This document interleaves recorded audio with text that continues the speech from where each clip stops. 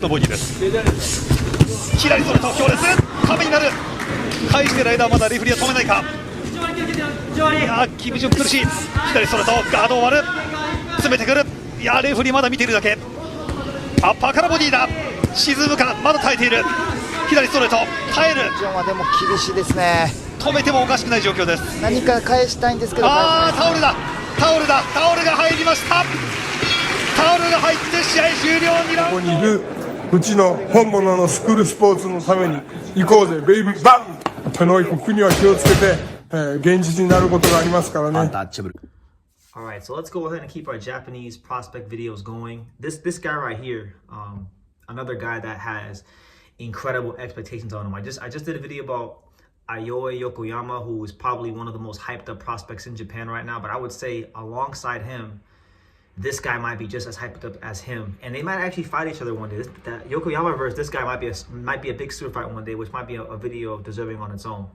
But in this video, we're going to talk about Yuta Sakai, 2-0, 2 knockouts, 19 years old, bantamweight prospect, and he trains out of Ohashi boxing gym. So he's an Ohashi fighter, which means that this is a guy that's already training with the likes of the monster Inoue and things like that, and fighters like that.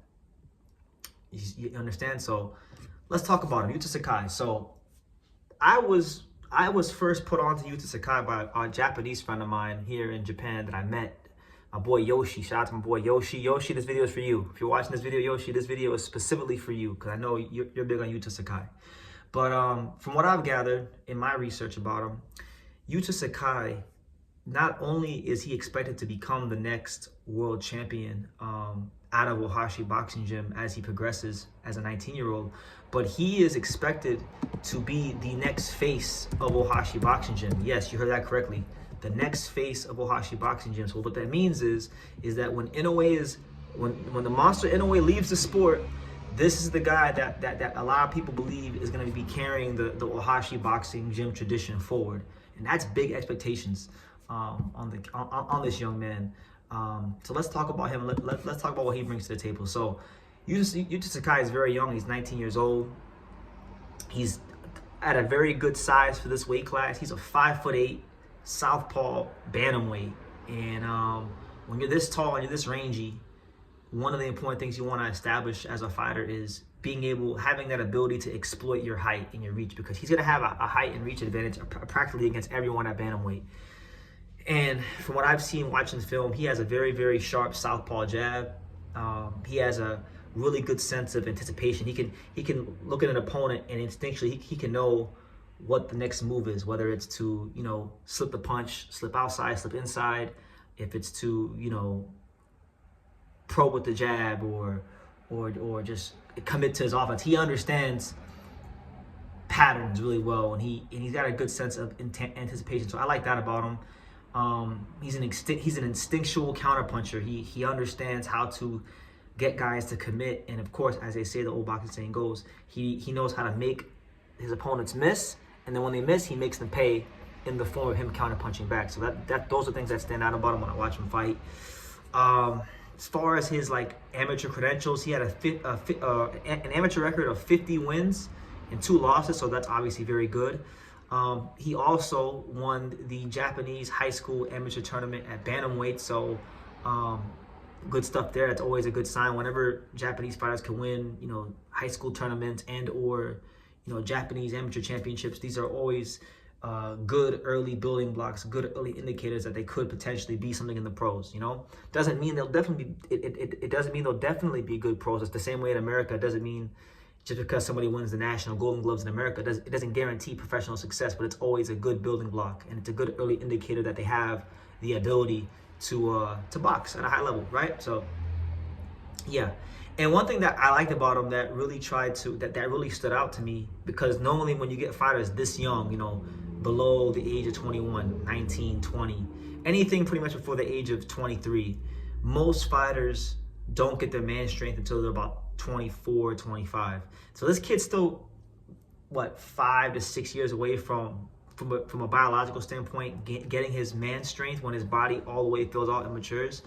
But already at the age of 19, he's already flashing some decent power. Obviously, when you look at his career, he's only had 2 fights, and he hasn't fought like great fighters. But again, much like Yokoyama, he's already fought in an 8-rounder in his second professional fight. So whenever you get fighters that are fighting in 8-rounders in their second professional fight, generally speaking, that means that they're going to be looked to be fast-tracked towards a world title. And I think, just like I said for Yokoyama, they're going to try to fast-track him in 7 to 8 fights, a fight for a title. The same thing I said for him will definitely apply to Yuta Sakai. I think Yuta Sakai is going to be fast-tracked towards a world title within, 7 to 8 fights. And he got 2 fights already. So, I'm thinking, maybe by 2026 at some point, mid-2026, he should be probably fighting for a title as long as he keeps winning and doing what he's doing and doesn't lose or anything like that. But there's big expectations on this kid.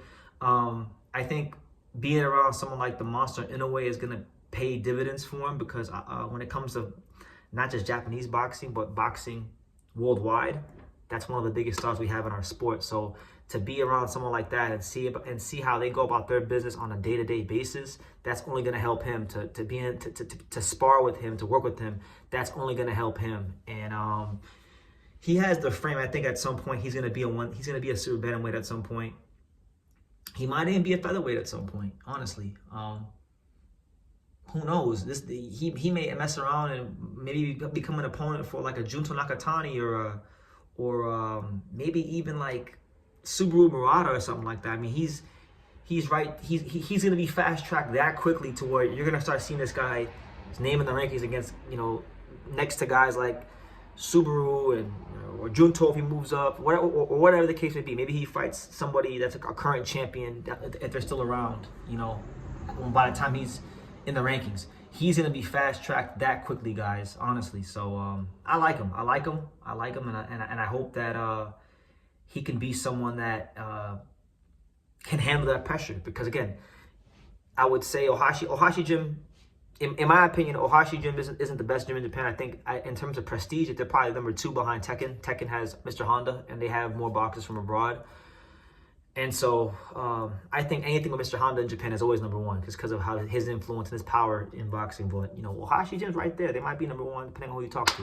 And so anytime you're expected to be the next star of that gym, it's lofty expectations. But being as good of a counterpuncher and having that sharp of a jab as this kid has at such a young age, so early in his career, being so polished this early in his career, I think he's got a chance to really live up to what people are expecting of him. So we'll see how it goes. I'm looking forward to see how he develops and just learning more about him as the years go on. So yeah, that's my video on Yuta Sakai. So yeah, let me know what you guys think in the comments down below. What do you guys think about Yuta Sakai? Leave your comments down below. Make sure you guys take the time to subscribe. And like I say in every single one of these videos, you can love me or you can hate me, but I'm just a kid from Dania. So until next time, take care, guys. Thank you for watching another video on the untouchable True School Sports Empire. For more great boxing content just like this, make sure you guys click right over here. Keep watching my boy BT put on the best interviews out here.